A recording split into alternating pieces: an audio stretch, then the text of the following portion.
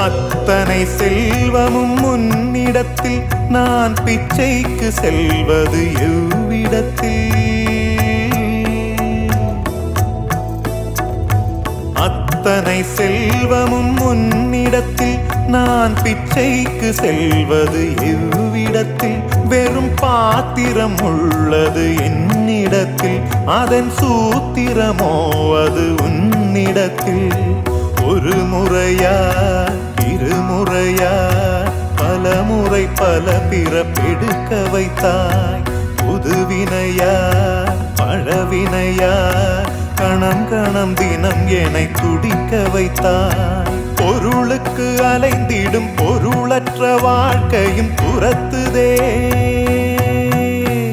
உன் அருள் அருள் அருள் என்று அலைகின்ற மனம் இன்று பிதற்றுதே.